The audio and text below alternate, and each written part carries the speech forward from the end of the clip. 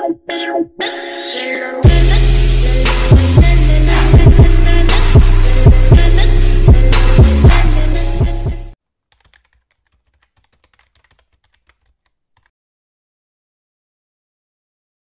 mga sunshine! So, una, pakulan na natin ang ating spaghetti noodles habang tayo ay magluluto ng ating spaghetti sauce.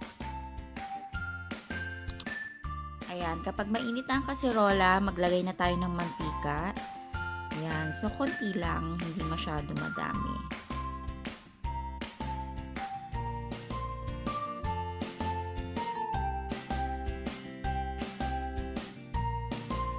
Okay, so maggisa na tayo. So, lagay na natin na ang garlic.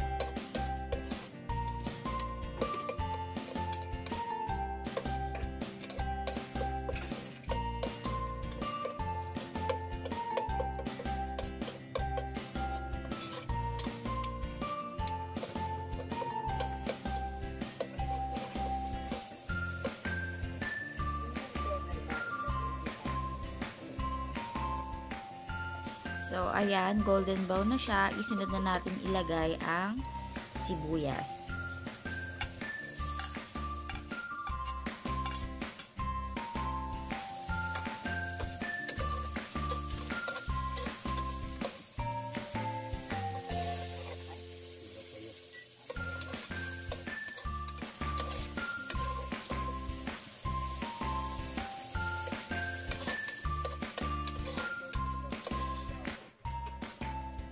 Next, ilagay na rin natin ang bell pepper.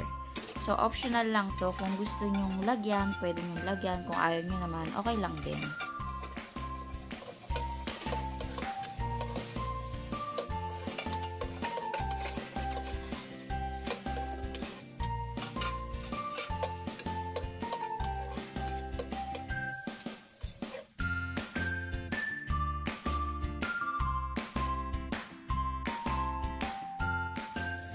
Next, ilagay na natin ang ground beef.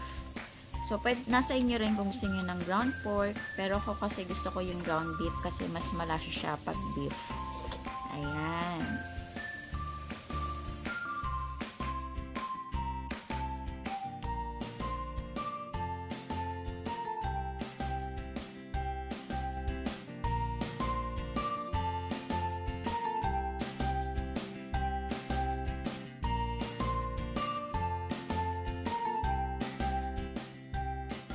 Tapos, pagkaluto ng kiniling, ilagay na natin ang mga hotdog.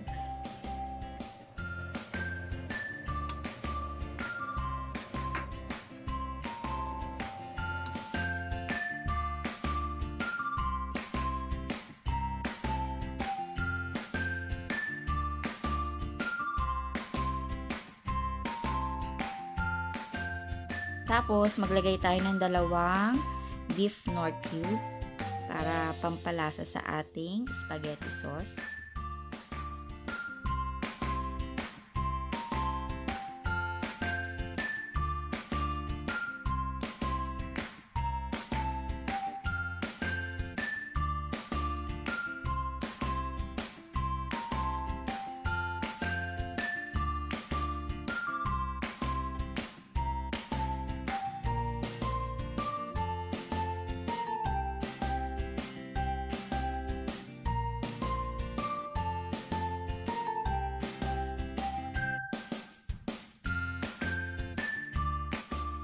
Okay, next, ilagay na natin ang spaghetti sauce. So, nasa inyo yan kung anong brand ng spaghetti sauce ang gusto nyong gamitin. So, ito yung nakita ko na meron dito.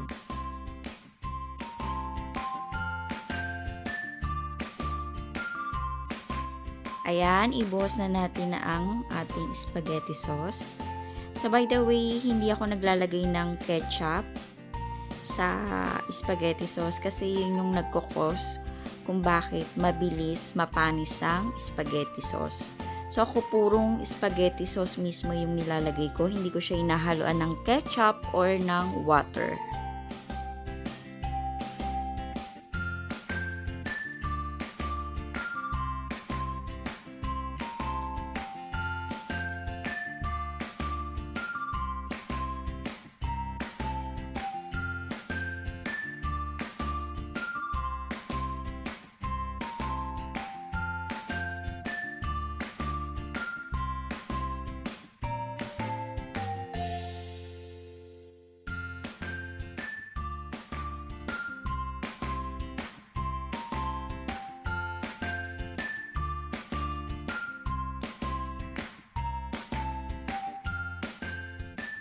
Okay, next, nilalagyan ko rin siya ng nestle cream. Ayan.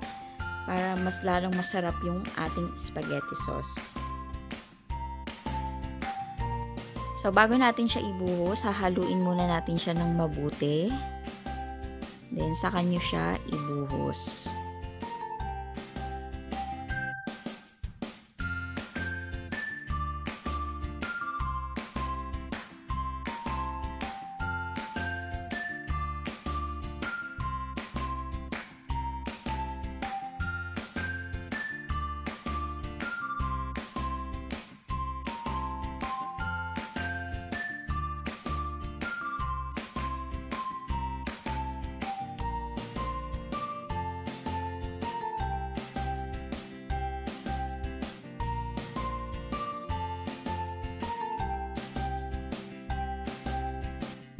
And then, naglalagay rin ako ng oyster sauce para dagdag pampalasa sa ating spaghetti sauce.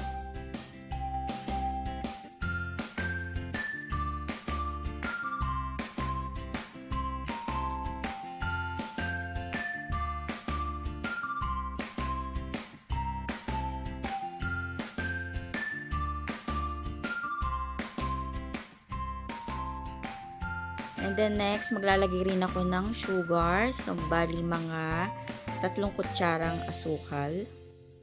So, depende po sa inyo kung kulang pa yung tamis, pwede nyong dagdagan, or kung ayaw nyo na matimis, di wag nyo na dagdagan. So, depende po sa inyo kung anong lasa gusto nyo.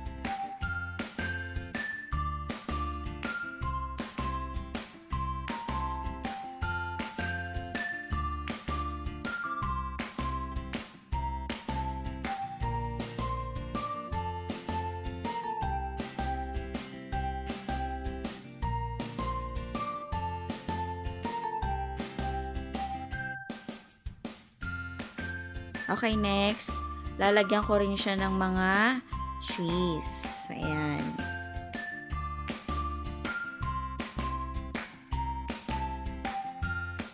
Siya nga pala, ayan, asawa ko yung katabi ko dyan. Ayan, tinutulungan niya ako sa aking pagluluto.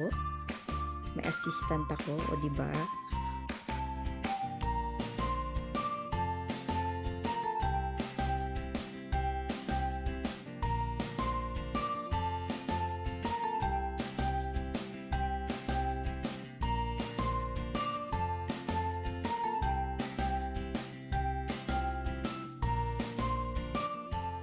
And then, hinaan nyo na nga pala yung apoy ninyo para hindi masunog yung ilalim.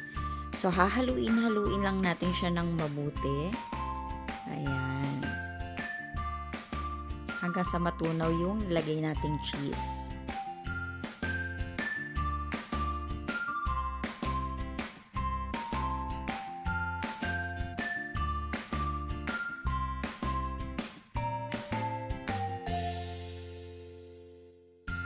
So, ayan na. Okay na mga sunshine. Luto na ang ating spaghetti sauce. So, ganyan lang ako gumawa ng spaghetti sauce ko.